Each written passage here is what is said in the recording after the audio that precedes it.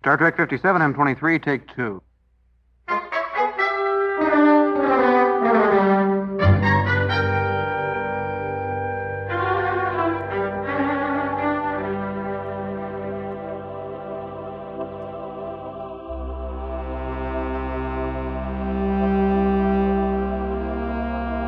It's the It's Got Star Trek podcast.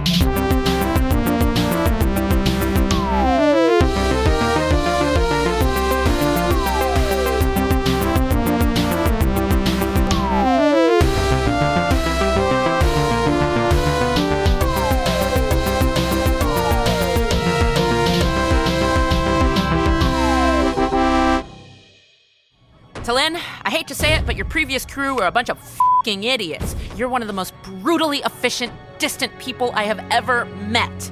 Really? What was your captain's name? Soko. Man, f*** Captain Sokol. What, you saved their lives so he kicks you off the ship? Where's the logic in that, huh?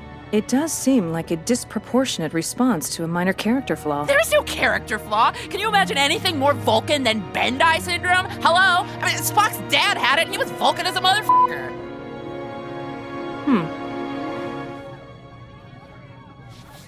I suppose by the transitive property, I too must be Vulcan as a motherfucker. Yeah, logic, bitch. Hey, Jesse. Hey, Jesse, what are you doing? What are you doing? Hey, Jesse, what are you doing? Hey, Jesse. What are you doing? Hey, you Jesse, doing? that- what are you doing? Hey, Dan. This voice is going to get me famous. Hey, Jesse, what are you doing? Hey, Jesse. What are you doing? Hey, Dan. All right. Let's do it. Okay, Dan has declared that we should start the podcast, and We should thusly start we shall. We- Like that. What are you doing? We've done all our vocal exercises that get us going, that get our juices flowing at the beginning of the show. Okay, let's do it. Got our sound exercises, ticking all the boxes. All of our body little exercises. Yeah, totally. Seems like every episode there's a where the part where Mariner's like laughing and says, yeah. Like she's all like affirmative in a laughing way. All cool. She's a good sport. She had one last week too. I can't remember what it is. Let's see if I can find it. It was Hell yeah. yeah, that was last week. And then the week before there was another one with Mariner. And I am vamping. Why not the strong? I know, it's just kind of fun. We're right at the beginning of the Oh, show and this- just letting you dangle a little bit. My dangle. We like to let Totally, my man. we That like- one- yeah, we like to let Dan dangle a little bit This here was- on the It's Got Star Trek podcast, which is what you're listening to. This was 2 episodes ago, Totally, my man. you know, which is surprisingly similar to. Yeah, totally. So I love it. She's always got some kind of awesome, like, yeah. There was down. no cold open this episode. You're There right. have been there actually have been a few episodes now without a cold open. Yeah, that's true. Or teaser or That's whatever true. the preferred Whatever phrase you is. call it. Okay. Sometimes they do that. All right, let's get the main things out of the way first. So this is the It's Got Star Trek podcast. Let's ease into it. It is episode 208 of the It's Got Star That's Trek what I'm podcast. talking about. Yeah. And what we're going to be doing, this episode momentarily is we will be discussing Lower Decks Season 4, Episode 5, So God, his eyes open. All right. Empathological Fallacies, which of course is a clever play on words on the phrase logical fallacies, which I'm a big fan of. Not committing them, identifying them, and calling people out for them. That's what It's a good call people out. I like to do that. Be like, that's the argument from antiquity, motherfucker. All right. So anyway, Yeah, it goes back to antiquity. empathological fallacies. Lower Decks, that's what we'll be discussing this Oh, week. yeah, that's right. First, however, I wanted to briefly mention that if there are folks out there listening to this here podcast who There are are.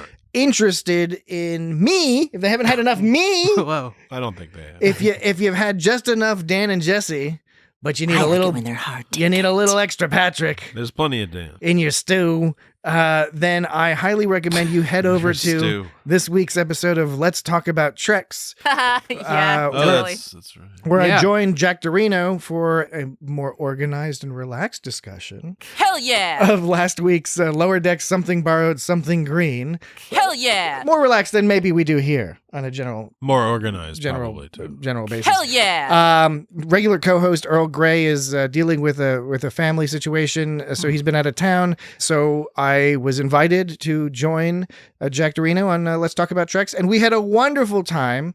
Go check it out. It's episode 122 of that particular podcast. It's one of my favorite Trek podcasts, so I highly recommend, as we have done in the past, everyone should go check it out. That's what I'm talking about. You have every reason to check it out, because if you That's what he's talking don't about. find me aggravating, then you'll find me less aggravating, or equally not as aggravating over there. Ah, yeah. If you're not into me, I can see how So you that just works. proved it. You're purposely more aggravating on this show. not purposefully. I think Jack Dorino just sort of keeps me So chill. you're purposefully less aggravating there. It's not like you try to be extra. You're Wait, assigning a purposefulness that may not be there, and just maybe the contextual situation. What I'm saying is that it's not that you're trying to be more aggravating here. It's Although just, that is possible as well. It's just you're trying to be less aggravating there. That's also possible. So, which takes some effort, I guess. Supposedly. Although I do suggest everyone go check out that episode. If you listen to this podcast and you're like, oh, those Dan and Jesse guys are cool, but that guy Patrick, he's super aggravating. Who says that? Then you might not want. You might not want to listen to that episode. I don't think anybody really says that. Oh, I'm sure there's a good hefty proportion of the audience. But that's why you got to bring three. You have to have three different people, right? I mean, you don't have to have three. I guess there's other numbers as well. But We could do this with two people. there's like. Which two? Exactly, right? Shit. I don't know what you're announcing here, Jesse. or if you're taking action against someone else. I'm just or- saying. Well, either way, 3 or 2, it's a prime number, so that keeps Dan happy. Hell yeah. Yeah. It's all about that. I'm all about that. So Yeah. Okay. five is five. Could you imagine doing a 5-person podcast? That'd be difficult. It would be fun, but not all the time. Yeah, Unless it was some sort of boisterous business. We could do it like once. Yeah. I could see a had- fun kind of. We've had guests as Atmosphere. 4, and then it's sometimes been a little unwieldy. Yeah. But it's fun. I always thought that our yeah. guests went pretty well, personally. Oh, yeah. Mostly. We'll do more of that. Mostly. We'll do more of that. We'll have more guests. Sometimes. I feel We'll have, less like scientists. I and feel like less like I'm being ganged up on when there's a fourth person. Okay. So yes, listen to Let's Talk About Treks episode 122 and all the prior ones and upcoming future ones. Listen to that podcast. You will enjoy it. That's what I'm talking about. The other announcement for this week is that for those of you who just listened to the first break of this show and then duck out for some reason, you're just like, I've had about 30 minutes of Viscott Star Trek. It's good. I like it. Who does but that? That's all I need. Nobody does. If you turn the dial after that, well, Turn the dial. This week, you are going to miss The out podcast dial. on Dan providing a review of a new Star Trek game. Well, a review of sorts, I suppose. And it's What? it's based on an older game. It's a new old game. And it's not the Game? one you think. Like a computer video game? It's not the one you think. It's not going to be one of the ones you think. Anyway, stay tuned for that. You got to stick around for the second and break. it's more just a talk than a review. I'm more just talking. After that, you can turn off the podcast. The rest of it's going to be probably fairly pointless. We'll mention our social media and website, Yeah. social media website, all that. But you know the deal with the rest of the podcast. yeah, it's Oh, yeah. You know, the last half of the podcast. If you heard one, you It's heard 'em all. content. yeah, It's content. That's what they call it now. Content. Yeah. Yeah. It's not like It's content. yeah. Comedians. We are full of content. Authors don't write books. They make content. It's not just a bunch of ads and stuff. Musicians don't make albums. They create content. Nobody makes anything anymore. They just provide content. Yeah, they just It's produce they're- content They're just different words for the they use. machine to feed the AI, so the AI knows how to provide us content in the Machine. future when we can no longer make The basilisk. content. We could, at some point in the future, the AI will be required to make content for us because the AI will have taken away our capacity to make our own content. Oh, man. Yeah, well, it'll make sense in a few we'll years. be kids. gone, right? Yes, We won't be here. We'll be gone, but the podcast Okay, will still good. be around. Oh. And then all the people Training baby AIs. Somebody else will have taken over for the our rest of the- podcast. And then of the and then time. the Oh, yeah. and then the people who wrote the AI will all be dead, and then nobody will know how like that content is made anymore. Only the algorithm will know how the content So is there'll made. be like an AI version and then, of It's and, Got Star and then in Trek. the and then in the future, That's cool. There's going to be like an escape. Don't think I haven't looked into it because Cool. in the I'm fu- all about efficiencies. In the future, there's going to be like an escape from LA situation where like all like the power is going to shut down, all the computers will go down, and no one's going to know how to do anything because we've been relying on the algorithm to create all of our stuff for us because all the original programmers died and no one will know how it works anymore. If I'm already dead, I don't give a shit. Well, I mean, yeah, if we're dead, who cares? But like, I'm saying, what if you're still alive? I'm not gonna be alive. What if AI makes us alive forever? I think Dan's been hoping for this whole escape from LA situation. That's a different situation, for a long time. And why is it always escape from LA and not escape from New York? Well, which is the better one? Sometimes there used to be. Have I brought up this in the past? You've mentioned escape from LA on multiple occasions. Wouldn't it be like escape from Falls Church or something? Yeah. Well, I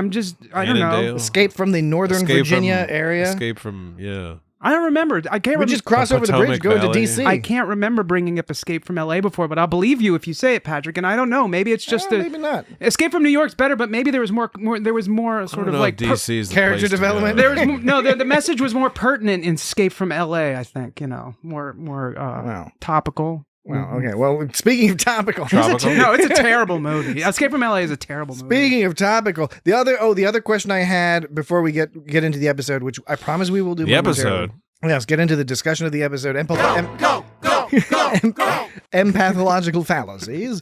I was wondering if we were, not to say that we would, but if we were to steal the unplanned Trek gag. What if we don't and then say that? Of having a funny cadence for our podcast, which syllable would we put the emphasis on? Because on unplanned Trek, they put it on the planned part. I say we put it between the N and the D. Because it could be it's got Star Trek. No, it's like unplanned, like N and D. Oh, so for it's got Star Trek, it would be. It could be it's got Star Trek. No, it would be maybe between the T and the R. I thought if we really want to avoid a copyright battle, it could be it could be it's got Star Trek. No, the T and the R. So it's got no vowels. The T and the R. So it's got Star Trek. It's got.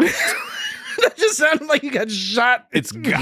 Saying that. Can you do that again? It's got Star Trek. Now, how about if we put it on the I? So it's got Star Trek. It's got maybe. It's got Star Trek. That's kind of creepy. WNBC. WNBC. Hey there, everybody! Welcome to It's Got Star Trek. It's got Star Trek. It's the only Star Trek podcast you need. It's on the T. Other than let's talk about Treks and all the other ones. It's on the Bike Night. on the T and the R and the U.S.S. Sisters. It's on the T and the R and the K. It's on the T and Crusher the Convo. It's on the T and the R and the K. It's got Star Trek. The aforementioned unplanned tracks. It's got Star Trek. Okay, that's like some Klingon or Vulcan.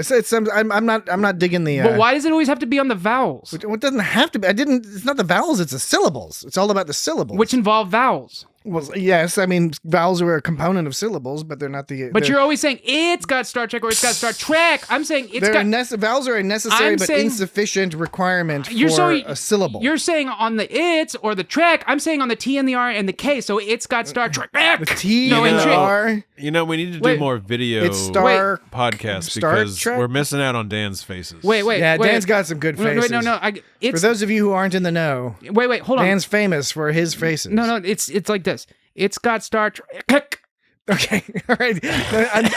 I'm starting to get concerned for your vocal health. You're gonna fuck up your voice. We have aren't on the. We have a lot of podcasts left to do. You started it. Oh man. Yeah, but I didn't tell you to start doing like weird contortions. No, but you were asking where to. You asked the question. I did, and you said on the it's or the Trek. I said the T and the R and the K, and that's where I'm staying. I got you. All right. I think it's just dangerous to actually make that sound. I think it's physically harmful. It's like an FCC violation. All right. We don't want to get into that. We don't want to upset our friends down at the old FCC. It's just they're nobody's friends. Just down the road from they'll come over. They'll knock on our door. They've done it before. Even though they haven't. Even though they don't govern podcasts. Yeah. Okay. Episode. Empathological fallacies. We're there. Took a little while to get there, but we're there now. Mm-hmm. We're ready to talk about it. We're there now. We're there now. 3 Betazoids. Yeah. It just sounds like the setup to a joke. I walk into a bar and there are 3 Betazoids. 3 middle-aged Betazoids.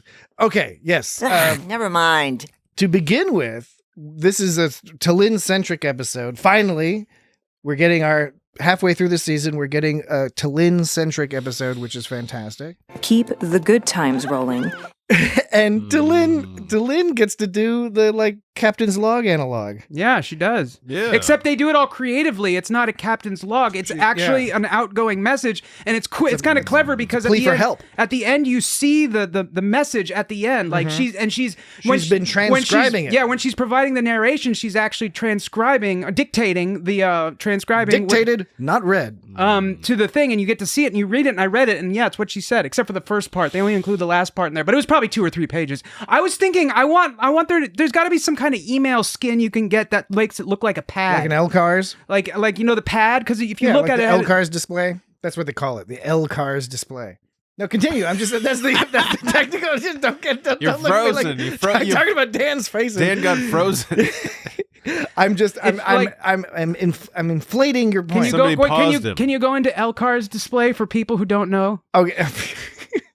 Which means you. No, I'm just trying to be informative for my audience and present it in an entertaining fashion. I forget exactly what it stands for, but the TNG style display with all like the curvy lines and the bloops and the text is referred to as the L-Cars interface, LCARS. Squishy bits. You can get it for your watch faces if you've got one of them that are smarty watches, and you can get it for your computer. How do you spell that? Smartwatch, SMAR. You just fucking spelled it. I wasn't listening. Thank you for being honest. LCARS. Okay. L-Cars. Oh, come on. Give me another chance. So, yes, you can probably find interfaces. Hobbyists and all manner of people and graphic designers and web designers and such have variations on the whole L-Car stuff. You can also get the font. The font is not necessarily an odd font. It's a regular font. I forget which font it is that TNG used. But not the TNG font. I'm talking about like on the L-Cars display. Yeah. It's a regular font, but that they've applied a few kerning tweaks to it. A few like you put in a few little number adjustments, and boom, you get you get that text. Speaking of fonts, I was watching a YouTube video on a person who was searching and trying to find the font that Nintendo uses for most of their stuff. When like the Nintendo, like all the text related to Nintendo stuff has a certain font. Did they find it? Yeah, he said it was actually difficult. Okay. All right. So there. I like the punchline to that story. Yeah, it was good. It really went somewhere. But you can find it somewhere. Where did he get his asphalt? But it's Gabrielle Ruiz, who plays Talin, who also plays Castro, by the way. She mentioned in an interview or on Twitter or something, that she was so excited when she got the script and saw that she was going to get to do the equivalent to a captain's log. Right? I too must be Vulcan as a motherfucker. That is something that we've heard repeatedly from various actors, including like Jack Quaid, etc., who have mentioned that when they get the opportunity to do that, that's so exciting to get, because that's like such a core thing in Star Trek, going all the way back to the 60s. That was a funny way you said that. You said opportunity to do that. Opportunity to do that. Opportunity Is that to one do of your that. beats? Opportunity to do that. Opportunity to do that. Isn't that funny? Yeah, but was the way I said it better than you? I don't know if it was better, but the way... Opportunity to do that? Opportunity to do that? I don't know. Now I can't even say it. You're saying I said it, but I can't even say it. Well, I don't know if it was better. Whenever anyone said it, I've never taken note before until now, so it must have been the way you Something said it. caught your ear by the way I said opportunity to do that. Something caught your ear by the way I said opportunity to do that. Never taken note. Opportunity to do that. Never taken note. We've discussst this before, gentlemen. Keep the good times rolling. We have to be careful. We have to be careful about how much we get, because like we'll do that for a very long time. We can get into a loop. That's true. We spiral. Man. We've gotten into some loops before. All right. So many loops. Star Trek Captain's Log Analog, which is a term I just coined. Good as job. far as I know, and I enjoy it. Log. I enjoy it, because speaking of rrhythmic talking, I enjoy the Captain's Log Analog. But yes, it's a letter to her captain. What's his name? Something like that. It's I have it here somewhere, but I don't remember what it is. It's like Shoko or Showy Show. Well, her captain, who previously was the one who effectively banished her for, I forget exactly the quote, for like extreme emotionalism. SoCal. Say SoCal. SOKEL of the VSS. SOKEL? SOKEL. Ah, so it's not SoCal, it's SoCal. Or Sokol. Of the VSF Cheval. He's a local Sokol. Cheval Sokol. Vulcans have a lot of like T apostrophes, because there's Talin, Ta'ana. A lot of the men. Ta'ana's a lot of the men. Talin, T'Pol. T'Pol. And then her mom is like There's T'Pau, but that's not her mom. No, what's her mom? I can't remember Who's what mom? T'Pol's mom? Yeah, T'Pol's mom. Talin or something? No, no, we already have Talin is here. A lot of the men on Vulcan have S sound. S Where names. would I stay? Yeah, that's right. Now I got to figure out what kind of fucking name. No, I mean, you don't. strictly speaking, you don't. No, you don't. It's not hugely necessary. It started with a T. For the furtherance of this conversation. What was that episode that she was in? It was Home. Home. It was Enterprise, season 4, episode 3. Home. Yeah, we talked about that. We did talk about it in early in the summer or something.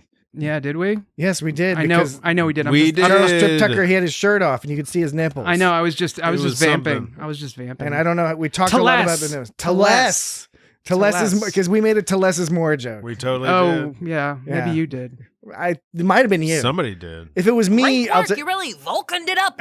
I'll take all the credit for it. Yes. Okay. So now that we've gotten through that, Whew, that was rough. Dan thought of something and immediately had to resolve it. Which It could have taken a lot longer. Hey, perfect segue to talk about Talin in this episode, because we do get to see a lot of that fun Vulcan version of freaking out when she's unable to send that letter because of the communications block. She's got her fists all balled up and she's all tapping the table. There's going to be a chocolate fountain if you want to get wild. Which is pretty wild for a Vulcan, right? In terms of at least do what they we're eat chocolate? given to understand. Well, I'm sure they do. And she's like bummed out the entire episode because she couldn't send her message because she was really eager to get off the ship, but she was really wanting to send that message. She and like you said, she was sitting there all like, maybe I should. She's kind of obsessive. She's a little bit obsessive. Do you think more so than other Vulcans? I think that might be one of her traits. Maybe. I've heard one of her traits. Notice when obsessive. At the end of the episode, when Mariner gives her glass of water, continuing the joke that Talin loves room temperature water and just thinking about water in general, Talin takes the glass of water. It was placed next to her, and then Talin moves it to what presumably is her brain's decision of where it should be correctly located. So she just slides it a couple of centimeters over, but she clearly, I agree with you, Dan, because that's an example of where her brain is like, no, the glass must be ever so slightly over here. And Vulcans do not get worked up. And the fact that they bothered to animate that shows just how impressive the writers and producers of this show are, that they find it worth it doing it to add that little character bit. So this reminded me of I meant to mention in the Vexilon episode, in the Cradle of Vexilon. So at the end of her opening log, which was a message, she said, "It is only logical for my punishment to conclude, and then I return to the Cheval." She's like basically saying like she said it. It's only logical for my punishment to end, but is it really logical, or is she has a problem exaggerating, spinning the truth a little bit to sort of fit her sort of emotional state?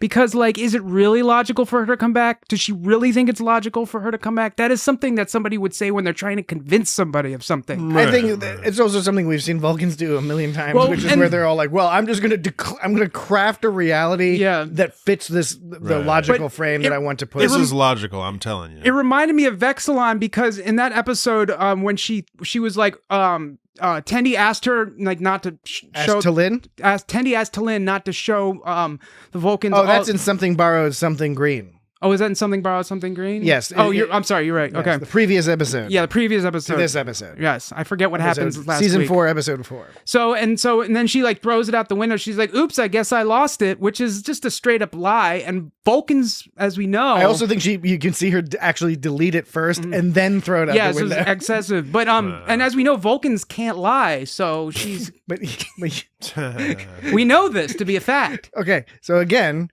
You can't see Dan's face. Dan's putting on a comically sarcastic face. Like old school vaudeville comically sarcastic. You can see it. You can see it from the back of He's got his hat playhouse. The vestibule? Jauntily tipped. If you're at the back of the playhouse, you can see how sarcastic Dan is being. to the degree to which he has contorted his face. They said they don't lie. It said it's illogical. And if anything, her lie then was super illogical, because you'd think the Vulcans would be like, yeah, it's not cool to promote stereotypes. You made a logical choice not to share information that you felt was probably false and not the full picture. But she's like, no, I don't want to show them, because she's that desperate to get back to the ship that she's willing to sort of come up with use logic to like get to use as wishful thinking. She uses her wishful thinking and calls it logic to be like, well, I think it's logical that my punishment's over. And then she's like, oh, I don't want to show them this because then they may not let me. She's doing all these things to try to get accepted back in, and she's stretching the truth and bending the truth around. She's a little doing bit. nothing any different than pretty much any other. It would have been logical in the case with Tendi for her to provide the data and say this is inaccurate, imbalanced data, so we shouldn't use this. But instead, she just threw it out the window, and like you said, she deleted it and threw it out the window, which was definitely not logical. But yeah, she even said herself that she has she's an emotional Vulcan. You know, well, that's how they see her. I think they're doing a great job of having her be continue to add flavor to the whole Vulcan. She's got her own personality, but she's also got the Vulcan action going. And then, and Mariner was pointing out because they're basically telling her what she is, and you know, they're basically the Vulcan Council or whatever is telling T'Lyn what she is. You know, and then Mariner is just like, don't put up with that shit. You're you, and it's awesome. Follow your own advice that you gave Tendi last week. Yeah, true. Essentially, in some ways, it's really obnoxious when somebody tries to tell you what you are, man. Like, fuck that shit. I think what's good. I think one thing that's very important about how they characterize. I should use my I statements. Tells me how I am. You should use more you statements. Nobody ever says that. Nobody ever says you should be using more you statements. I just said you should be using more you statements. I know you did, but nobody. I don't think I should be using more you statements. I think you should be using more you statements. You should be using more you statements. Yeah. I want to use my I statements. If it would make you more comfortable, feel free to use statements. Use statements. Like, use guys. Utes. What about the two Utes? The two Utes? You can use Utes. My cousin Vinny reference. Oh no, we're going on a tangent. No, this is not a tangent. It's a point. And the point is that I too must be Vulcan as a motherfucker. Yes, she is, right? However, the important caveat here is not a caveat. What am I talking about? This is crazy. I find the Betazoids' exuberance disruptive. The point is that we've seen lots of Vulcans throughout Star Trek. No! What? What? Who told? Niches. Why didn't anyone tell me? By the way, Dan Avery earlier gave me a lecture about not interrupting. I know, I did. I'm just playing the hypocrite, and you're providing clever entertainment. I'm with well-timed jibes and jabs. I'm fighting fire with fighter, I'm fighting fire with fire, which ultimately is hypocritical because like the way that you shouldn't behave in the way that the person, if somebody's behaving in a way you don't like, you shouldn't teach them a lesson by behaving like that. You should behave better because you can't criticize someone for behaving in a way that you don't like if you are going to sink down to that level. It's just illogical to do that. And that's what I'm doing. So you can't simultaneously fight fire with fire and take the high road. You know what I mean? An update on the Dan Face situation. He's being super sincere and serious. Dan is in conveying some serious philosophical knowledge mode, and I agree with every point you made there. So and the point I was previously making. Your point you made to me earlier. Taken. I take it. You made a good point, Patrick. All right. I'm not exactly sure which one you're referring to, but I will accept that. But what I was saying about the Vulcans is they've all filled a particular niche, and there's only been a few real main character Vulcans. Spock and T'Pol, for example, were at least in part the fish out of water, the alien perspective looking in on humanity, etc. Right? Mm-hmm. It's harder to do that in the time that Lower Decks is taking place in because Vulcans are all over. There's Vulcans on the Cerritos, so it's nothing new to have Vulcans. It's not like in the TOS era where Spock was a unusual, if not unique perhaps, but he was unusual.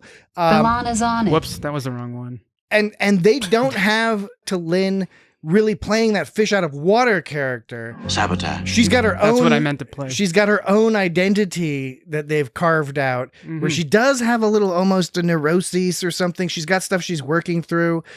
She's young. She's still carving out her identity. She's going through that process of identity formation. And while they sometimes have this sort of typical jokes of she's like, "Oh, you people are all crazy" or whatever. Everything about this ship is illogical. It's not because she's Vulcan that she feels like that. It's because she's T'Lyn that she feels like that. That's the point I was ultimately winding and wending my way through this conversational battlefield to get to, is that any aspects of T'Lyn having a different perspective that she views the people she brings to the ship, it's not a strictly Vulcan perspective. It's a specifically T'Lyn perspective.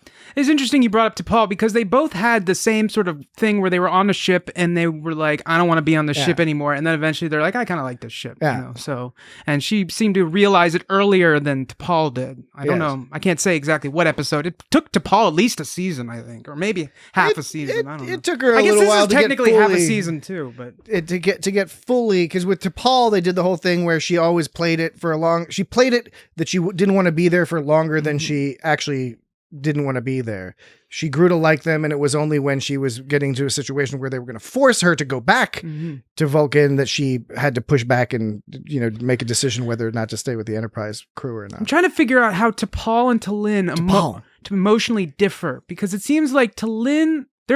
Well, T'Pol is much more. She's older. She was 90 years old. She was not more advanced. 63 she or was whatever. not 62. I think she was not. T'Lyn, I think, was 62. T'Pol was a higher rank. Well, I was more highly educated, presumably. Well, in this episode, more experience. In this episode, anyway, T'Lyn was kind of like sad a little bit, and to put a very simple emotion to it, she was a little bit down, bummed out. T'Pol doesn't tend to get so bummed out. She kind of gets like worried or maybe angry, you know. But I think T'Lyn's a little anxious, I think. A little more anxious. A very different context, and the motivation for why they're in the situation they find themselves is a little bit different. And as I said, T'Lyn is not finding herself the only Vulcan amongst a bunch of stinky humans. She's one of many Vulcans even on the ship.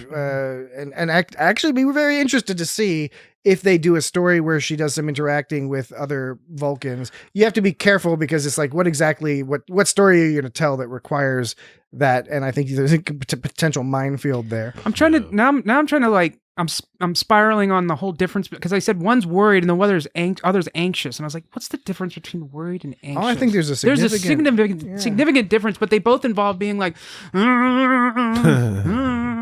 I'm so worried, or it's like I'm so anxiety. I don't know, it's different.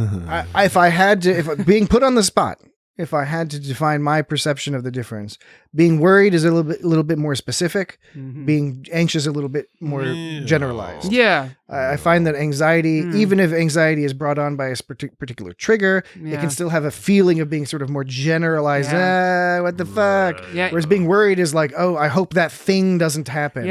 Or I hope that thing does happen. Anxiety is more like that feeling that there's a giant piano like hovering above you that's gonna fall on you, and then it crushes you. But then you get up, and then your teeth are piano keys, and it starts playing a little tune before they all fall out of your mouth. Before they all fall out of your mouth. Before they all fall out of your mouth. Hey, you got them piano teeth? Classic case of piano teeth? All right. How about this? That's pretty intense, dude. I suggest we take a quick break. That is what anxiety is. And when we come back, we will have some video game news, and then we will continue our discussion of Star Trek Lower Decks Season 4, Episode 5, Empathological Fallacies. Be right back. What's that noise Jesse's making? Hey, Jesse, what are you doing? Hey, Dan. Shut up. I earned that. But soda and cereal, generic soda and generic cereal, not even worth it. I agree. Should we return from the break? I suppose we shall. All right. We have now returned from the break. Okay. So we're doing a thing now. What are we doing? We're doing a thing. Well, first... Is it a different thing? It's a different thing. Okay. But first, to sort of bookend that T'Lyn conversation real quick, like, I noticed that in this episode, when she said something to Freeman, and Freeman, like, relayed that to the I think it was to the Betazoids, she said... That is not how I would have stated it. You know, when she was like, said something, and then, like, I can't remember what T'Lyn... What did Freeman... You know what part I'm talking about? We know. Everyone in the audience knows. Yeah, we know. Yeah, we know exactly what you're referencing. The specific point in the episode that you're referencing. Yeah. You know. It's my provision. When she said my provisional lieutenant thinks you're telepathically ill, and she's like, that's not how I would have stated it. The same thing happened. Telepathically ill. That same thing happened in. I think was it something. Something borrowed, something green. When Boimler, no, this was in Vexilon. In the cradle of Vexilon. When she told Boimler to believe in himself, and he was like, Boimler, you better believe in yourself. And he went to the crew, and he's like, guys, hey guys, I believe in myself. My name's Boimler. No, my name's Brad Boimler. Okay, I believe in myself. Now you're doing it. I apologize. I do sincerely. Okay. And then Boimler ran to his crew and he's like, hey, Tlin said I got to put you guys in danger or whatever like that. Oh, yeah. And then she's like, that's not how I would she says, that is not how I would have communicated the lesson. So listen to this side by side. That is not how I would have stated it. That is not how I would have communicated the lesson. That is not how I would have stated it. That is not how I would have communicated the lesson. Yeah. Isn't that cool? Yeah. That's what I say now when I find something that I want to show you guys. Instead of explaining it afterwards, I'm just going to say, isn't that cool? It's become a second break feature. Oh, yeah. Where you start playing a bunch of nonsense in a That's row. the first break. And then I go... I don't mean nonsense in the pejorative. It's nonsense. Just sort of as a comical, generic thing. And then I go, isn't that cool? Yeah. And then you do it again.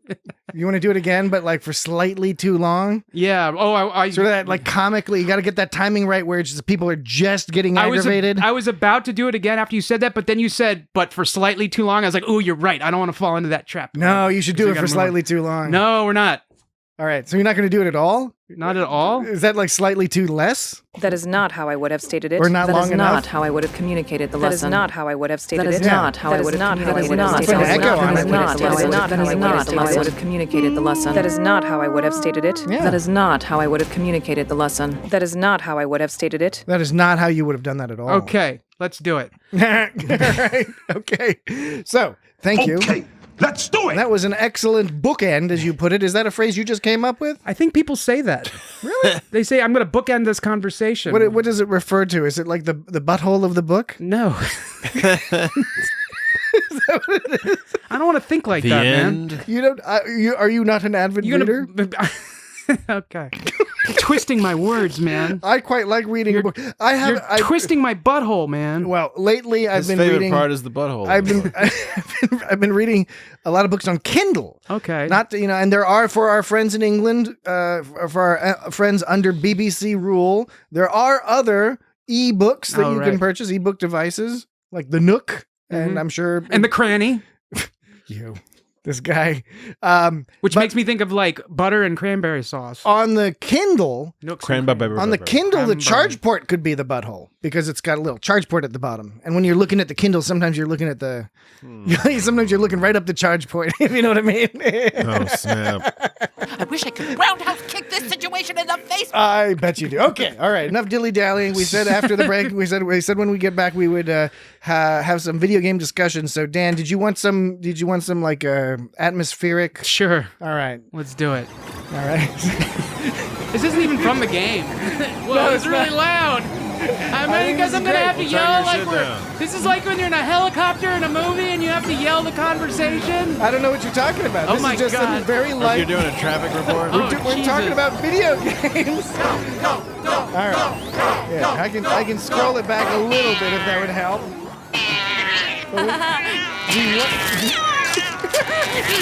We need people we want to give them the vibe. If you want to be in an arcade, you want to be in an early 1980s arcade. Really I know, this is what an arcade sounds like. Yeah. Okay, so the game I turned it down a lot. Okay, yeah, you did, but it's all relative, I suppose. Right. So I was able to play the Star Trek: The Next Generation Williams Pinball game. Williams is a famous pinball manufacturer, are they not? They are.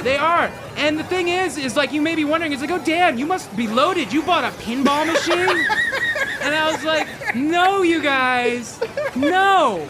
You know how, and they're like, how did you do that then? That game was made in like 1993. Where did you even get someone to service such a thing? It's the TNG game? The TNG game. The TNG pinball game? Yeah, I played that at the arcade when I was 13 years old. You know how I played it? Didn't it have some Borg shit? You played it with these nuts. I played it on the Switch, the Nintendo Switch. Oh, yes. Because... yes. Right? You wondering, how did I play that on the Switch, right? Yeah. I believe that you played it on the Switch. Jesse doesn't play video games. Really? He's a very serious man. Yeah, I know. He only undertakes serious activities. Yeah, I know. No frivolities in the Jesse household. So the way I played it on the Switch is because oh my goodness. This Zen because really difficult. Xanadu. I can't concentrate. I'm like reading things and they're immediately falling out of my head. All right, well, that's not how reading should work. No, it's not. But I'm a bit distracted. All right. So, well, you may be wondering how I'm playing it. You know who did it? This whole bit is going to shit because I can't fucking talk. It's not a bit. We're just having a very serious conversation about pinball machines on the Switch, virtual pinball. Thanks to Zen Studios, they released the digital version of the Williams Star Trek The Next Generation pinball machine. And I'll tell you what. Totally. It's pretty fun, actually. It's really good. Word up. Yeah, it feels really accurate, and then like the physics are all good and shit. And I was pretty into it. You can change. Can we turn that down a little bit more, please? Oh my God. Oh, I'm sorry. You want to turn it down just a little bit? A little bit more. Thank you. Just a little bit? Oh my God. How's this feeling for you? I'm so stressed out right now. What is that sound? At a certain point in this, I'll just tell you, for Easter egg hunters, at a certain point, there's a Star Trek video game from 1983. Sound comes up in this. Where did you get this sound bit? It's from Andy Rolf? Hold on. I'll tell you exactly. I'll give credit. Andy Hoffel. Andy Hoffel. Okay. On YouTube. Andy Hoffel. No, it's who has arcade sounds from all the years you can imagine. Oh, the years. No, it's really fun. There's all these missions you can do. Let me list you some of the missions. There's Time Rift. There's Wormhole. What? These are missions in the pinball game. How do you have a pinball mission? Because you hit a ramp, and the ramp starts a mission for you, and then the mission you have to hit either lit targets, or you have to hit other ramps in certain orders. Okay. Yeah. Right. There's simulation training. On the game, there are these two, like, guns that sit, and sometimes the ball goes in the gun, and sometimes the gun acts as a phaser, and sometimes it acts as a probe launcher. Wow. And so you press the button, and it launches the ball, and it's like, and when it's a probe, That sounds Star Trek. My career as a video game reviewer is fucking taking off. No, you launch the probe, and if you don't hit anything, sometimes Data's all like, the probe has discovered nothing. And then, like, sometimes when he does that, Picard gets all annoyed, and he's like, thank you, Mr. Data. And he all interrupts him, and that's pretty cool. Yeah. What about the music? Is the music good? So the music is awesome. It's like TNG music, but it's like its own sort of like version pinball of it. style? Yeah, and so here's the thing. The music is all wobbly for some reason, and I don't know why it's wobbly. You think it's wobbly on purpose? Well, this is how I'm What do you mean wondering. wobbly? Do you mean wobbly like this? Like this? No, I'll explain it to you. Just Okay. let me explain it. It's wobbly like if you were listening to an old cassette tape. Where the magnetic fields have like gotten Garbled. shifted. Warbly. Yeah, it goes warbly. Oh my bad, warbly. So I'm wondering if it's warbly because that's how the original pinball machine sounded. I couldn't tell you because arcades are loud and the pinball section is even Arcades louder. are what? Loud. What? This is driving me crazy, man. Please. All right. Video games. I'm almost done. All right. But arcades are loud, right? And the pinball section is super loud. So I was wondering, is that how the game sounded? Then I was wondering, how did they even source these files to get these sounds? Because it sounded like the original.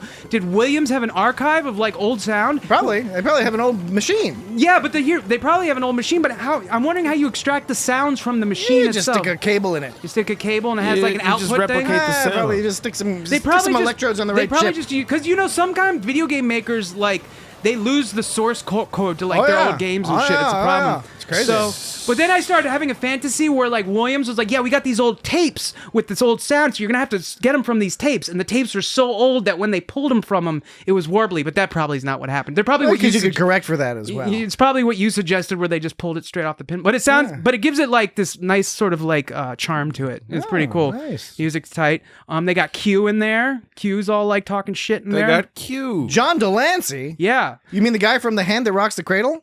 Is that where he's from? Yeah. It's called Q's Challenge, when you have to hit a bunch of lit targets.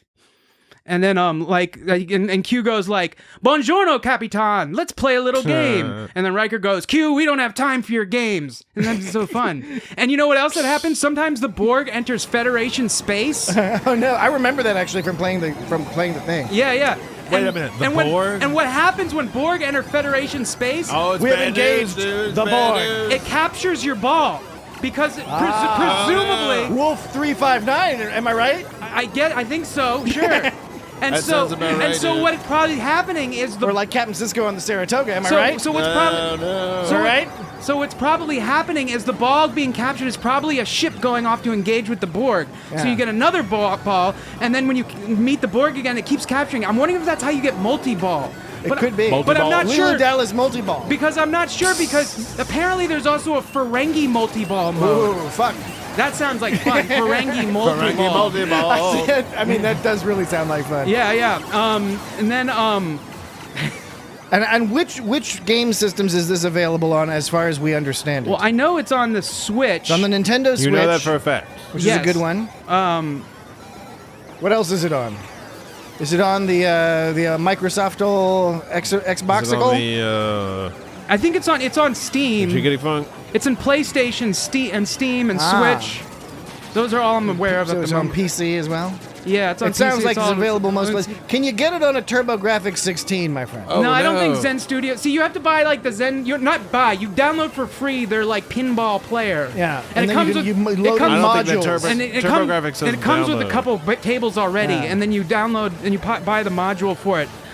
So overall, highly recommended. Yeah, the it's main really critique fun. being that it's not available on the TurboGrafx 16. Yes, that's the main. Is it review. available on the Lynx, on the Atari Lynx? I'm imagining it's not, but I'd have to confirm that. What about on the Sega Game Gear? No, I don't think so. Oh wait, check it out. When you shoot the ball and it like you do a really shitty shot and it goes in between your paddles. You know when it goes between the paddles? and you can't hit it? It's so It's frustrating. so fucking. It makes you feel. It makes a person feel impotent. And every once in a while, Data will talk shit. He'll I can't do nothing about it. Sometimes Data talks shit. He goes, "Had you propelled the ball in the proper trajectory, you would have been rewarded." And you're like, "Fuck you, Data." You know? Yeah, for it's real. like, yeah. So. real. There's all sorts of cool shit about it. There's like different views. I'm not gonna go into. I actually Should've wrote. kicked him in his positronic nuts. I wrote down my review of all the different views, but I'm not gonna go over that because it's painfully boring. There's like. Oh, I'm sure. What it's you not can do, that bad. you can reach out to Dan on social media, Yeah. and he'll gladly regale you. He'll fill you There's in. like If 9 or enough 10. people ask, maybe he'll do a live stream. He'll set you straight. Yeah, I'll do a live stream. There's different. Explaining I it should do. all. I should do a live stream. Yeah, where you can show it. Show the views because Yeah. some of the He'll views are explain it. some of the views are static. Some of them move around. Yeah. Some of them like zoom in and out. Ah, There's different views. interesting. And there's different modes too. But I only Yeah. play the classic mode. That's the only. There's Classic. There's one with power ups. There's one where the most. I know Patrick's indicating that this segment's almost over. Segment. Let me This just is half the fucking podcast. let me just say though what there's All right. there's an interesting mode Interesting. that I haven't tried. It's called the interesting Is mode. it called No. that? No, it's a mode. It's like some horrifying sci-fi So where the there's- video game is like one day after you've played Is it for like a 100 Lydian hours, mode? a new menu item appears and it's like, would you like to play interesting mode? There's different modes like how far can you get on That's when it turns into Ender's on Game. one ball. There's how far can you get like at a certain time, but there's one that says how many points can you score within the allotted distance the ball may travel. Isn't that weird? Isn't that weird?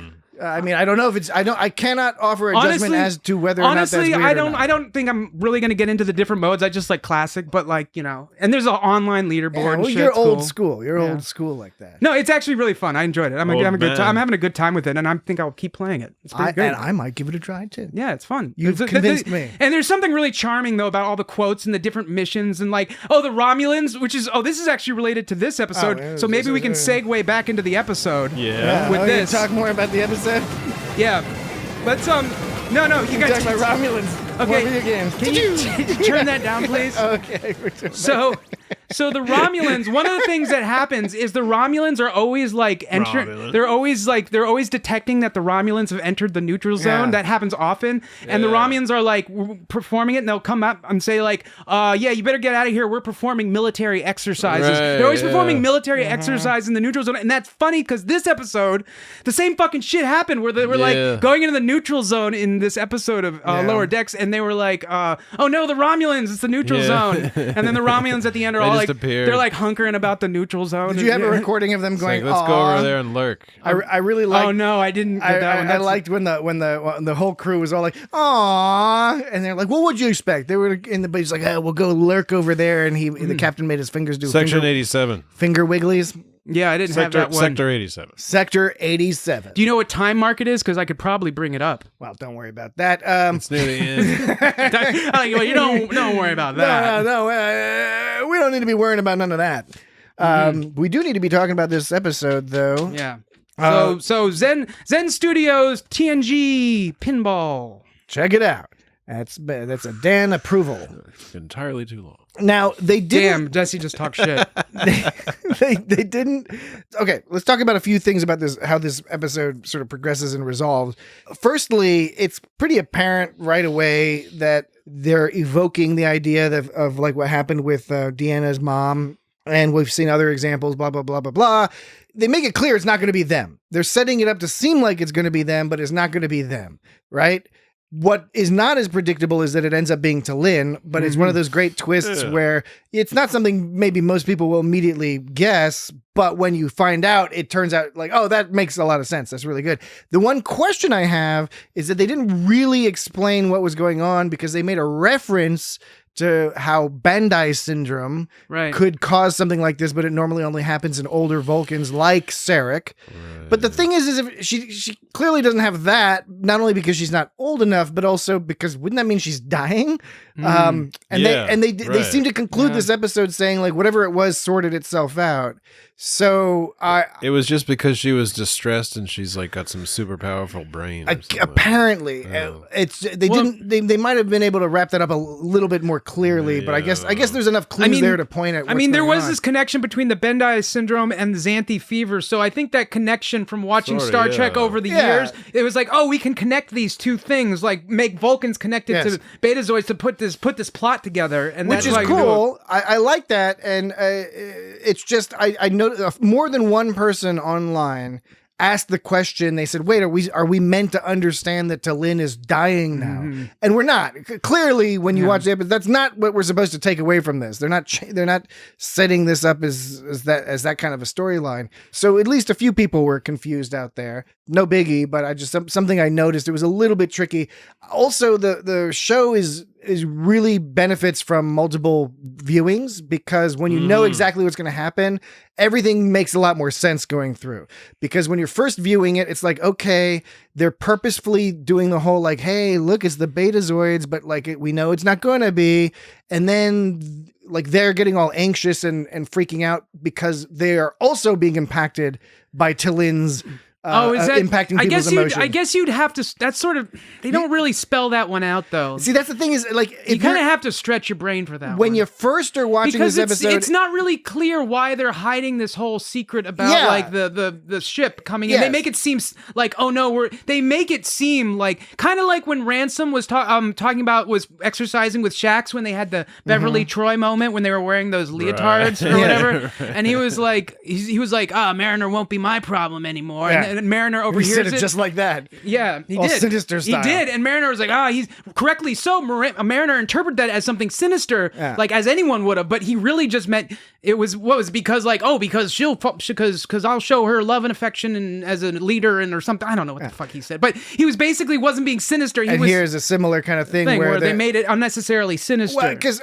when you're watching through this episode after knowing what's happened, you can say, okay, here's a scenario that makes sense.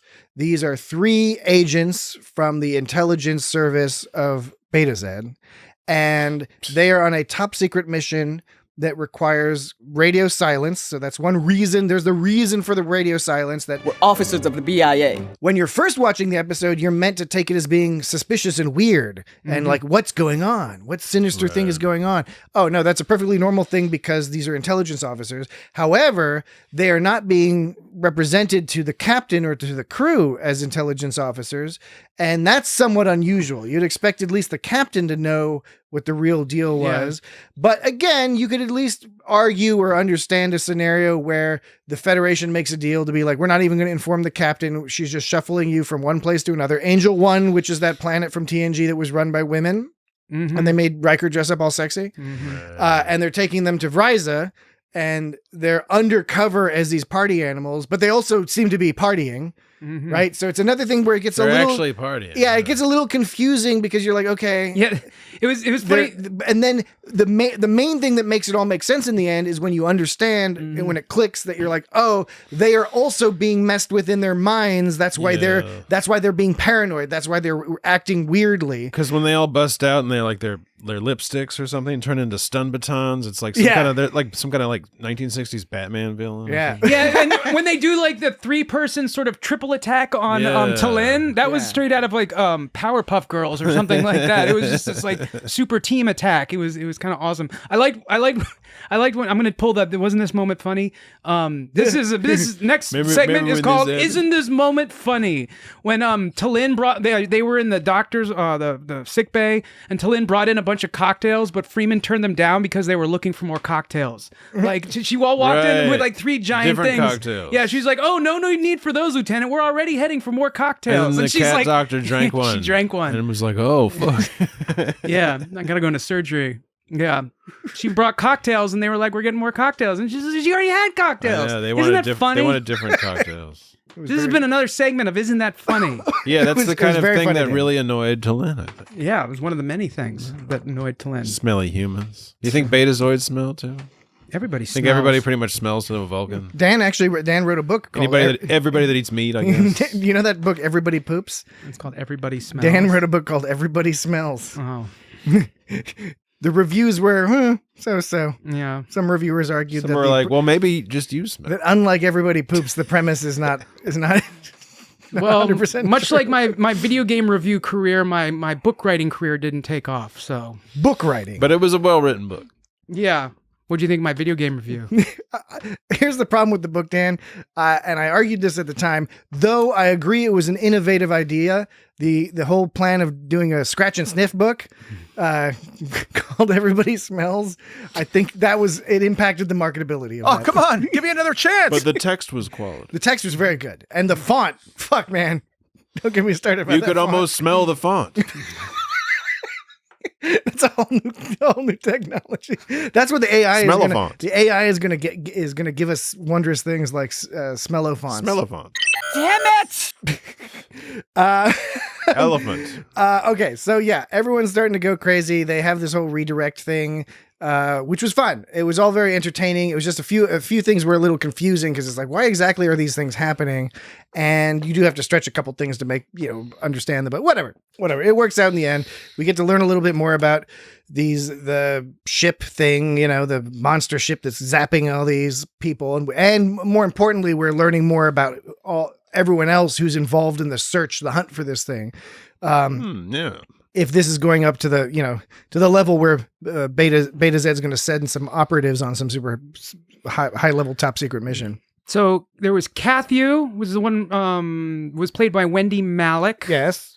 Well, I've seen her in things. I'm not as familiar. Yeah, she was. Isn't that? She was in Scrooged. She was on Dream On. She was don't think the many American people- President. How many people saw Scrooge? Yeah, though? right. A lot of people saw Scrooge. With Bill Murray? I don't think this generation has seen a lot of Scrooge. What do you mean this generation? What are you referring to? The generation like beyond ours. Do you think that like our show is primarily listened to by a bunch of like 19-year-olds? Yeah, who were the other No. 2 voices? We have a broad range. We have a broad range. Okay. Scrooged. She was in Scrooge. Yeah, well, Dolores was played by Rachel Dratch, who was became famous on Dolores. on Saturday Night Live. And she's been on other things. Rachel Dratch is great. And Katrat was Janelle James, who I know I'd She's seen on her. Abbott Elementary. I know. I was fucking just about to say that. All right. All right. Well, what the fuck else? You go ahead. Well, my sentence was going to be is like I've seen her and stuff before, but my first memory of her right now is Abbott Elementary. Yeah, which I was gonna say. Yeah. But you said it already. All right. But now now it's out there. Now it's out there. It's out there. All right. Yeah. She's funny. She's funny in the show. all three of these folks are really great. Who is the other? Well, there's Wendy Malick, Rachel Dratch, and Janelle James. Janelle James. We're the 3 Betazoid women, ambassadors /spy /hardcore intelligent assets. I like it when they're hard to get. There was another interesting special guest was Howbold, who played one of the security officers, and we'll get to talking about that B plot in just a second after the break. It's Romulan ale o'clock somewhere. But Howbold was played by Gideon Adlon, who's the daughter of Pamela Siegel, who was previously Pamela Adlon. I wondered if there was a relation. Who was the voice of OG, not the voice, she was the voice of Bobby Hill on King of the Hill, but she played OG in TNG's Who Watches the Watchers, that classic episode where Picard is a god or Is that not. the one where She was also the voice one, of that kid that talked like he had like snot in the back of his throat. Yeah. all the time. Is that the one where Geordi like becomes one of those weird slime monsters on the planet? No, that's Second Skin or It something. was like these people that were sort of Vulcan-esque. No, Second Skin is Deep Space Nine.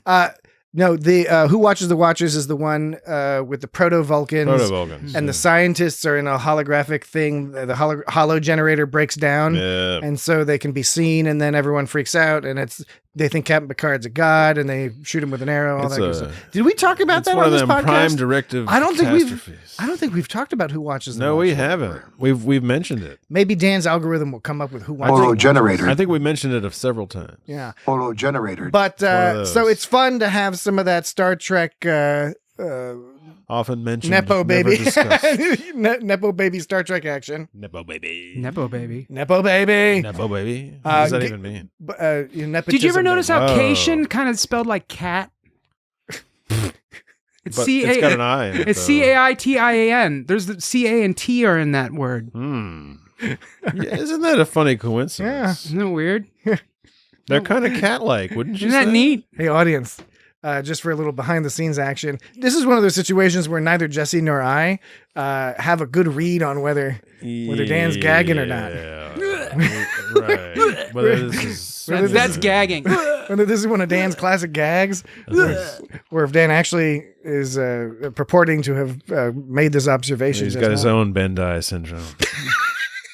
That's not cool, Jesse. You shouldn't make fun of people's medical conditions. It's true. People, this is Vulcan. Jeez, man. All right. Jesse comes from the Enterprise era Earth. Oh, Where and they're like, go. No, actually, they're telling Phlox to go home. I was wondering if I started bringing it up less and talking about it less because I think I might be irritating people, but apparently I'm not irritating people. You're not. But there was a that's an order moment. Oh yeah, I have a note written here. That's a good one. How about this? Can we do this? Let's take one of your good Let's bits. take a quick break, and then when we come back, Dan will provide his verdict on the whole that's an order thing. For newer listeners, Dan does have a bugaboo about when people say that's an order. Sometimes it's like the dampeners thing. In specific circumstances. Sometimes it's quite lovable, but other times it's not. Exactly. Sometimes it's appropriate, and sometimes it is not appropriate. Dan has a whole criteria for this, and so when this comes up in an episode, now the audience has gotten used to us. They've come to expect Dan to give his pronouncement and give a little bit of explanation as to why he thinks the way he does in this particular example. Why he thinks the way he does of that's an order. So when we come back from the break, Dan will do that. So we will be Dan will do that right at the break. right back. All right, you guys good? Peepees are all good? I think I'm still good for peepees. I don't gotta do the peepees. Okay, then that means we can come back. We can just come back to the podcast. All right, we are back in the podcast. Back in the podcast. We had removed ourselves temporarily from the podcast reality. We have returned ourselves to that fine line. Digital reality. So that oral reality. Aural. A-U-R-A-L. Oh, that reminds me of something. Aural. Reminds me of something. Do you remember what part of the show this was from? Our art.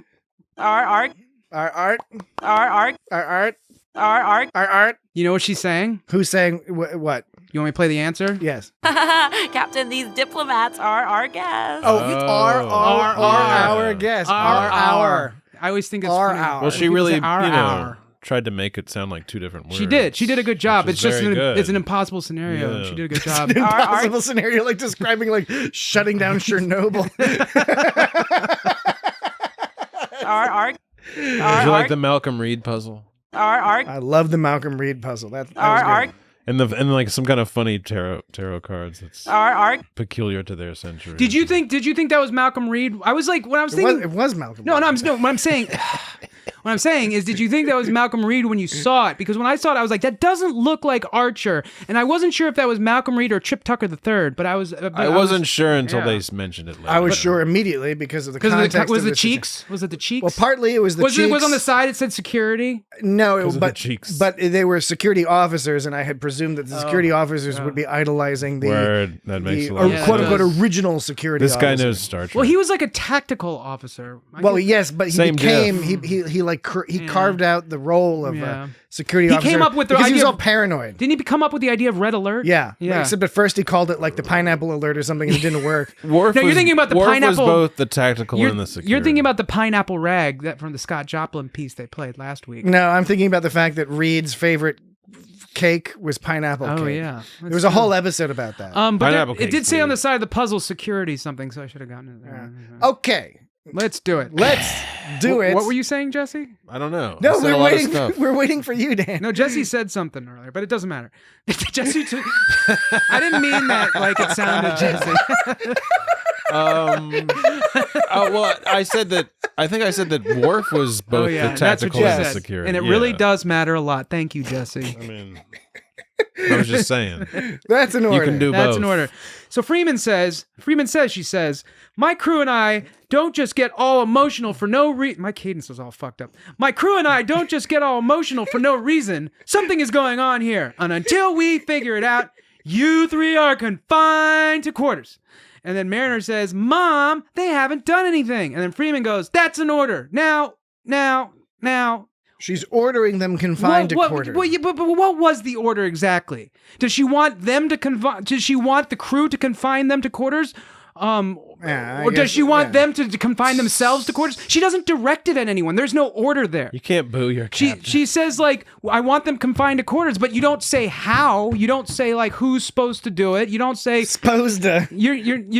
There's no order there. Captains just like to bark orders, but and people are but it supposed to follow them. It wasn't an order. There was no order. She says, you three are confined to quarters, which is an order, but the order isn't directed at, like, was Mariner supposed to put it in there? Were they supposed to put themselves in there? You see what I'm saying? She doesn't run a very tight ship. I agree with you on the semantics of the situation, but I think that the... Does she expect him to go willingly? I mean, what? I think that the interpretation to me, it seems crew's supposed to drag him there? I think it's relatively clear, given the context. That the order is to her crew to enforce her desire for the Betazoids women to be...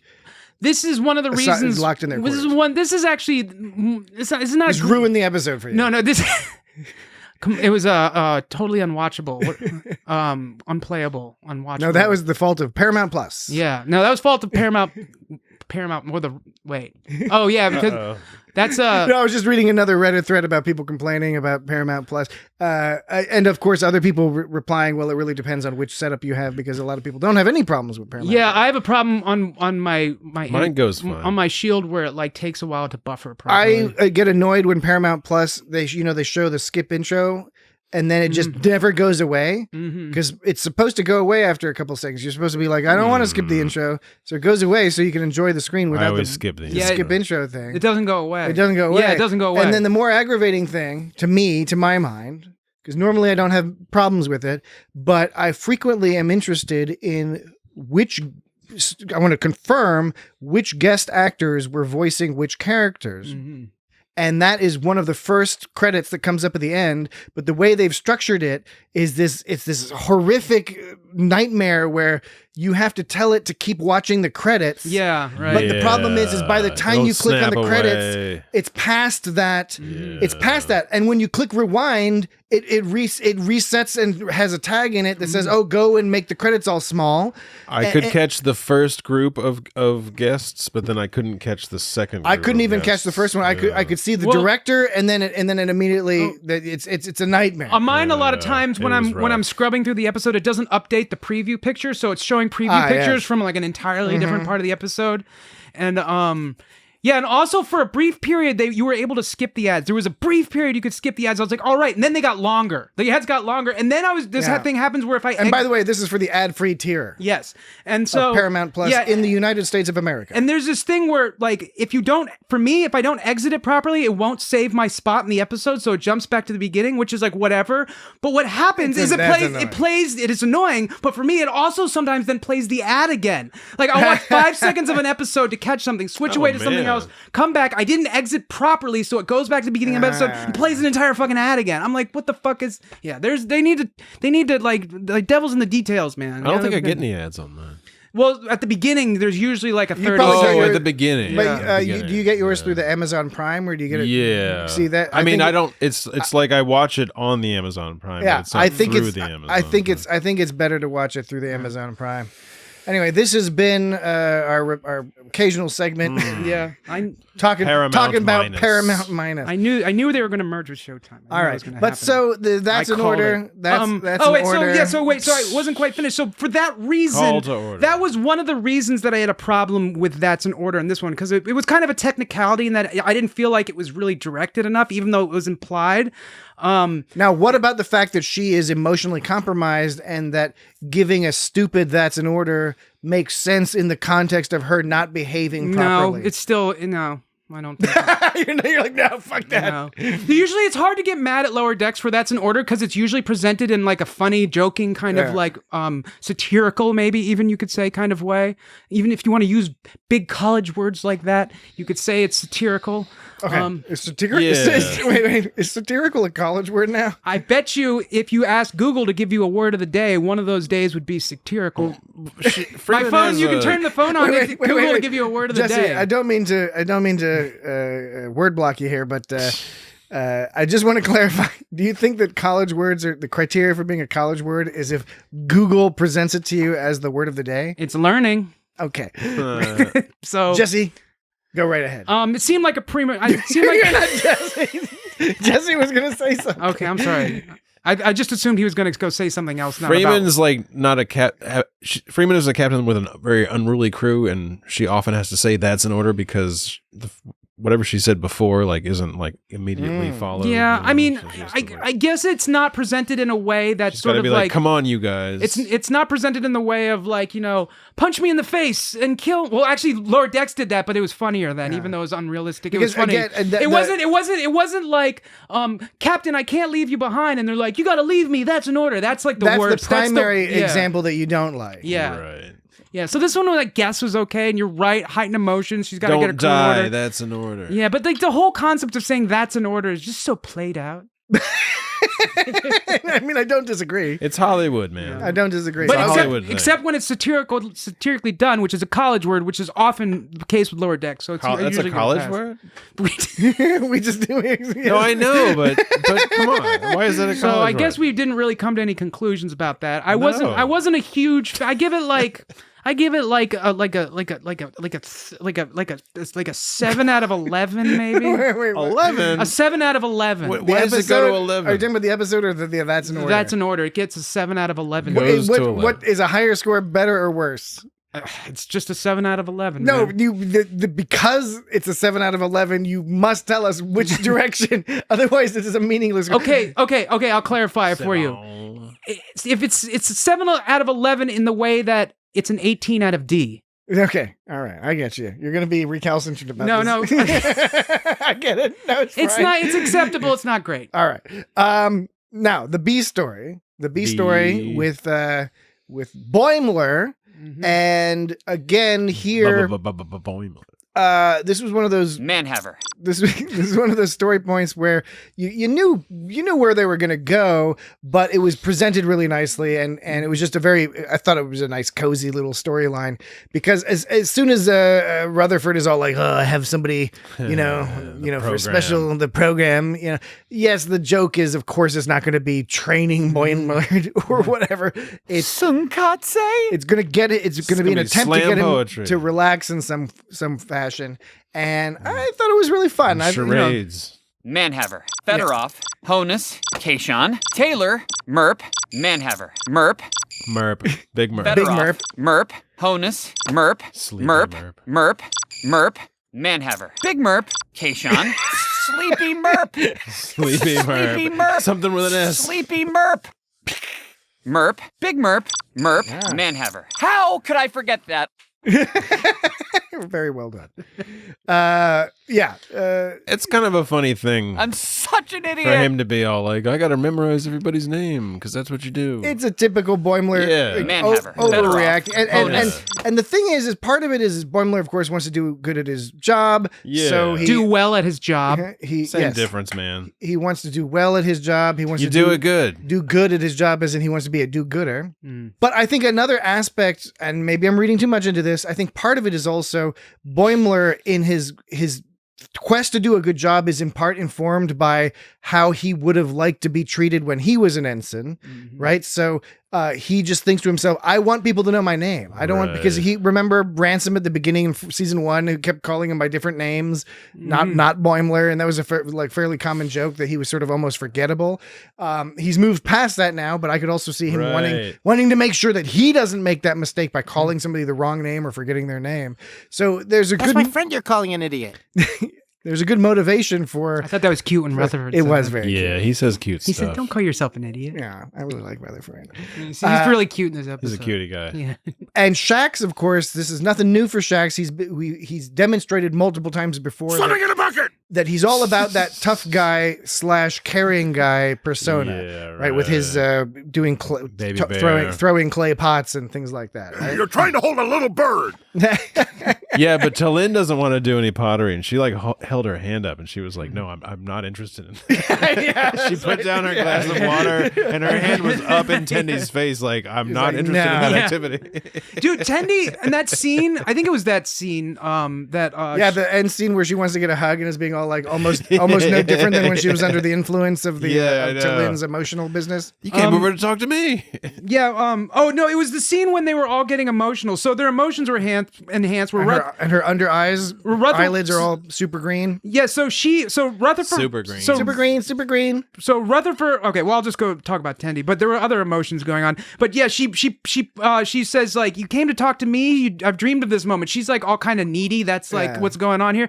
But the way they animated her, usually she looks like an old Warner Brothers cartoon. But She was like straight up Bugs Bunny. To me, she had a Bugs Bunny look, but to me, she looked kind of, it reminded me of Ren and Stimpy, or maybe even little bit, yeah. SpongeBob Yeah. SquarePants, which I think Ren and Stimpy and SpongeBob look really close together to me. But those for are whatever both reason. They're both, like- exaggerated evolutions of Bugs Bunny when he Yeah. was like blinking his eyes and dressed up as a lady. and I don't know that anyone else. What about Rocco's Modern Life? I never got into that show. I heard it was really good though. Wasn't he like a phone sex like operator? Isn't that what his I deal was? forget. But I've never heard anyone compare Ren and Stimpy to SpongeBob's animation, but I swear they remind me of each other. But that's kind of what she reminded me of. But like you said, it all probably sort of came from that Warner Brothers thing. But yeah, the animation was slightly. She's always got this very specific stylized sort of animation to her.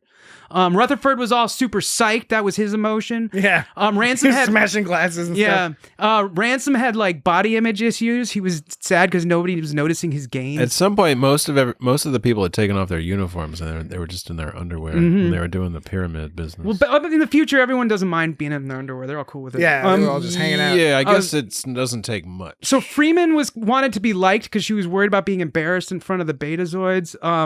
Then there was Miggly Moo had like straight anger issues. Oh, man. which That is was like the my favorite part of the episode. It's He like went classic- to town on that replicator, man. It's like classic psychologist He wore that trope, replicator right? out. Where Yeah. it's like where the psychologist has anger issues, Like Dr. or- Marvin in What About Bob? Yeah, right. Paul F. Tompkins as Miggly Moo is one of my favorite new characters in all of Star Trek. Yeah. And partly because of this scene, because he has the sign. First he says, I said regurgitated soup, you stupid fucking replicator. This barely even tastes like it's been in my mother's mouth. He's got a phaser on him, just Yeah. regularly, like As a psychiatrist. he's the psychiatrist. Maybe he has to phaser Like, some patients to stun his patients. But then, of course, the best line of the whole episode was when he was like, enjoy hell, replicator. Yeah. I mean, from my perspective. My limited perspective. and- Like the captain doesn't even have a phaser on. Mariner was all over the place. She kind of goes back and forth between being psyched about stuff and paranoid. Like there was something like she was like all She was across really the board. jacked up, yeah. She Part of was what I across thought- the board. Like Rutherford was just kind of psyched, but Mariner She was was like, you need to lock everybody up, including me. like Rutherford was just psyched, but Mariner was all like she was just for a minute she was all excited, and then she was paranoid. Like she was her mind was all over the place. And that's part of what I liked about how they structured this episode was even though everything's sort of compressed, they have to get through things quickly as they always do in these sort of shorter time frame episodes. the way people were reacting at first, it was subtle. They accelerated over a period of time, like a brief period of time. But when Rutherford is like smashing his glass, and when Mariner is first seen being all like, "Hey, this party's awesome," for a moment, it just looks like, oh yeah, these guys are all trash. They're all like hanging out and they're drunk, and that's unusual that they're drunk, but it's nothing super crazy yet. But then it takes a little while to realize that they're like, it's a little more. Yeah, but 10, 30 seconds later, it's like, oh, okay, no, this is definitely like beyond just a rowdy party. But it never really takes much for that cat to go crazy. Like, it's always a fine line for it. Like, I kept playing that part over and over again to try to get it right, and like my cats like lost their shit. I felt kind of bad. I had to turn it down because I was like, oh, these guys are getting a little. Would your cats eat Betazoids? Probably. Who wouldn't? A great addition to the lore that Caitians used to hunt and eat Betazoids. Yeah, that's a good one. Oh, there were two moments in there. Two moments. Tune in for another edition of Dan Glaubitz's Two Moments. There were 2 moments. Okay. So one part was, don't you consume anyone. So she's talking to her about not eating it, and then later there was, she took an oath not to consume patients. You notice they said consume twice. They didn't say eat. Why do you think they did that? There was a reason. It's more Star Trek. You think there's it's like when people say like in He-Man or whatever. It's like when you say lasers. When in He-Man or Star Wars or something, when they're sensors. Like in He-Man or Star Wars or something. Wait, in He-Man or Star Wars? Oh God, just stop. I'm listening. In He-Man or Star Wars, when they don't say they're going to kill someone, they say they're going to destroy someone. Yeah. And this one, they didn't say they were going to eat them. They said they were going to consume them. Do you think there was a deliberate decision not to say eat there, or do you think that they were just being funny? I think they were just being Star Trek. I think it's being Star Trek. Consume anyone. She took an oath not to consume patients. I think it's Star Trek. I think it's funny, and I think it's funny because it's formal, and I think being more formal makes it more Star Trek. I like that. It's a little loop. Right. Looks like someone's got his own beat poetry slam going on over there. Looks like it. Snap. Yeah. Sounds like you just slammed him. Speaking of which, Worf.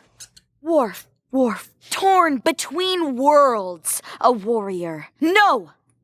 A farm boy. The son of Mauve. Clang goes the backleth against the armor of your heart. And boom goes the dynamite. I thought you were going to toss in like a Bobby Hill, like, that's my purse. That's my purse. I don't know you. And boom goes the dynamite. Okay. Should we talk? Jesse, you mentioned this briefly. The cards. They were playing some Bajoran tarot cards. Were those Bajoran tarot cards? Yeah, because there was an emissary card. Oh. There was an invasion. There was an orbs card. Orbs. Okay. There was a galactic. I didn't pay attention. There was to a the galactic details. temple.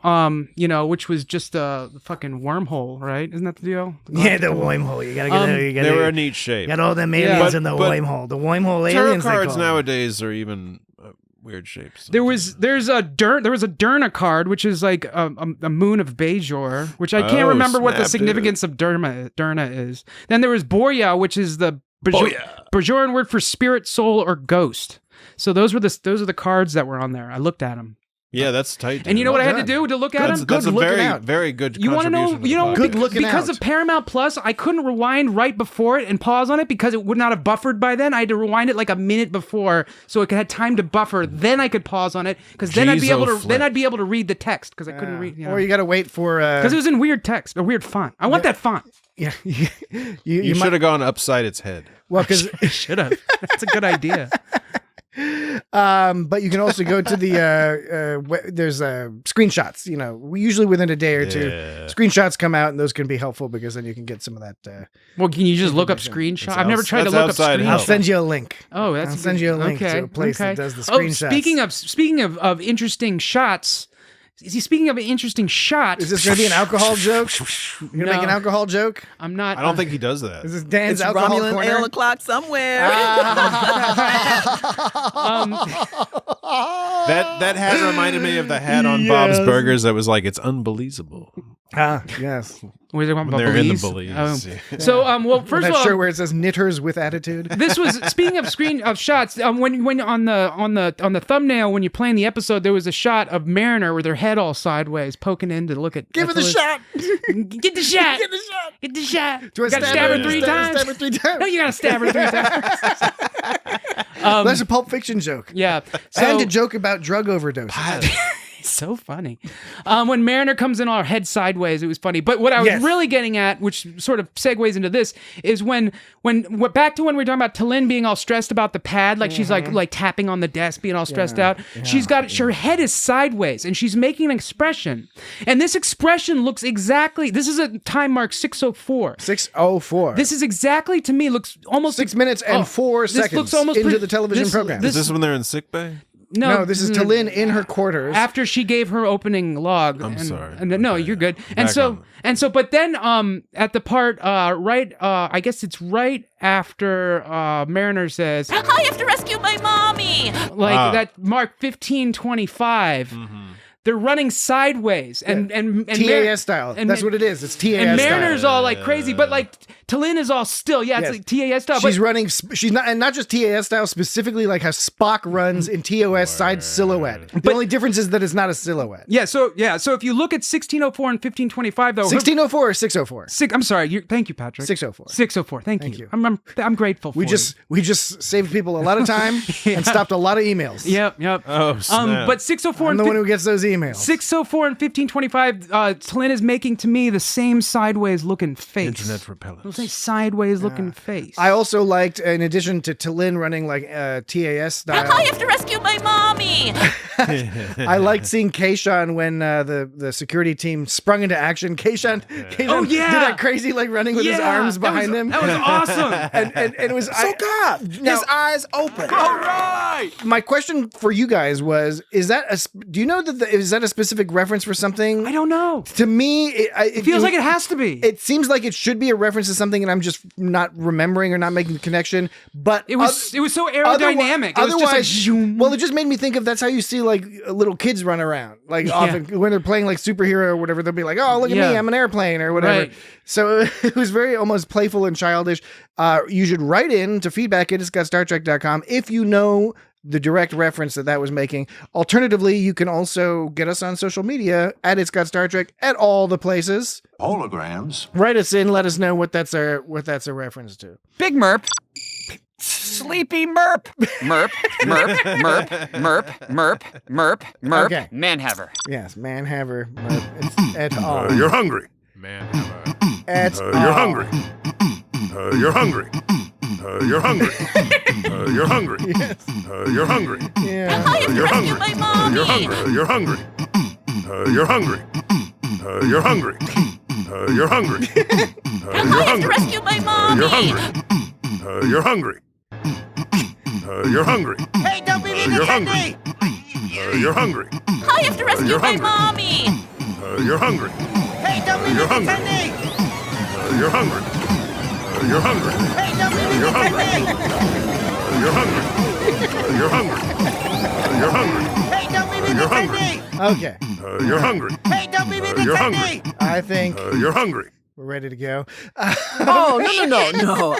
I think we're all... Haitians used to hunt and eat betazoids. It's Where? it's getting to that time of the evening. I missed it, Jesse. You got to play it again. Or does he? What? I think he does. Hey, Jesse, what are you doing? Hey, Jesse. Hey, Jesse. Hey, Jesse. What are you doing? That voice really is coming along, Dan. Yeah, thank you. One day, Hey, it's Jesse. gonna turn into something. What are you doing? And someday I'll be Excuse able to. I'll be able to say more words. Oh. and you know what? I sincerely look forward to that day. In the meantime, however, Ooh, being balanced feels pretty good. I think we've covered most everything about this episode. Any Prophylactics. final points? Prophylactics. Any final sound clips? Prophylactics. Any final memories of this episode that you wish to convey? I feel like to I'm the going to be. permanent medium of podcasting before we close this down and send this out into the real world. I feel like I'm going to be using this at some point in the future. It's Constable Odo from Deep Space Nine. It's just there was no place for it here. But sometime in the future. He was all sad that he got it right. Yeah, it was a good one. Okay. Sunkatse? Well, that's the one with the rock, right? The Voyager with the rock. Anyway. Anyway, this episode done. I distracted you. Concluded. I think we both need some puzzle time. Yes, that's what we'll be doing. Next week, we will continue our coverage of Lower Decks Season 4. Oh, I just thought it was a really... Oh, by the way, I just want to say it was a really... I thought it was a neat resolution. Oh, not a resolution, but a foil or whatever you want to call it. You're like 1024 by 768? When Freeman... What? Oh, resolution. A neat That's resolution. When Freeman was all tricky. This guy's all 640 by 480. Am I right, motherfuckers? When Freeman was all tricky and she used the Betazoids' mind reading powers against them because they read her mind, and in her mind she was thinking about the time when the other Betazoid was talking shit. It was like Kathy was talking shit about Dolorix, I think, and Dolorix read Sanctimonious Freeman. Buzzkill. Yeah, Freeman's mind, and then she found it, and they got in a fight. That was pretty. I thought that was clever. I thought it was also a clever way to show how Betazoids are not necessarily OP'd, overpowered, as is sometimes argued, because it's like, oh, they can read minds, blah, blah. No, that you can always come up with a clever... Superman is OP. Clever way. Yeah, Superman is definitely OP. You know, they had to throw that fucking kryptonite in there, otherwise it'd just be ridiculous. Just had to. They had to. Okay. I have to rescue my mommy. Next I have week- to rescue my mommy. Isn't it sound annoying after... I have to rescue my mommy. I have to rescue my mommy. It's one of those things that at first it sounds all funny, but it gets really annoying really fast. I noticed that, actually. Next week, we're going to be discussing episode 6, which I'm really looking forward to because it's called Parth Ferengi's Heart Place. So episode, and that clear to me. There's no way that you is mentioned not that before. Yeah, it has to be a reference to Garth Marenghi's Dark Place, which is an excellent show with Matt Berry and a number of other people that you'll recognize. Matt Berry, Matt Strawberry. It's not a show for everybody, but I love it. So I don't think I think this title is just meant as a goofy joke. I don't think it's going to have anything to do with Garth Marenghi's. You don't Dark think Place. it's going to have Matthew Strawberry? If it might have Matt Berry. It might have Matt Berry in it, which would be awesome. It won't have Matthew Strawberry. Okay, we can't start this whole strawberry business. Raspberry. Cranberry. But anyway, I'm looking forward to Parth Ferengi's Heart Place. Parth. That'll be next week. In the meantime, definitely go check me out on episode 122 of Let's Talk About Treks. And you can check these motherfuckers out. Do you guys have any gigs coming up? Did you want to you announce any gigs? I have to rescue my mommy. I have to rescue my mommy. I have to rescue my mommy. Dan's going to be doing a 5-hour-long audio set at the Chuckle Hut in Cincinnati, Ohio, on Halloween. You're hungry. It won't be a Halloween-themed episode. Okay, but that's it for us. That's it for us this week. Next week, I already told you what's happening. I already told you about the social media, but you can also get us on YouTube, Facebook, etc. If you would be so kind, write us some reviews on the old Apple iTunes or Podcast Addict or whatever else you use. It's fun and helpful, and why not? Just take a few minutes. That'd be great. Plug your thing again. Plug which thing? Plug your thing again that you already plugged. What? Your Let's Talk About Treks guest spot host. Yeah, but we already plugged the Let's Talk About. Should I plug it again? Yeah. All right, go listen to Let's Talk. Yeah, it is a good show. Like, go listen to episode 122. Let's plug it further. Of Let's Talk About Treks. Yeah. Go do it right now. You can listen to it right after this episode. It's a really good show. Yeah, just keep the party rolling or whatever. Yeah. Keep the party going, right? Right. Star Trek all night long. Yeah. Keep the good times rolling. All night. Good times. Exactly. That's well said. That's what I'm talking about. That is always what I'm talking about. Okay. Well, with that, we will conclude this episode and talk to you again next week. Goodbye. Talk at you. Enjoy hell, Replicator.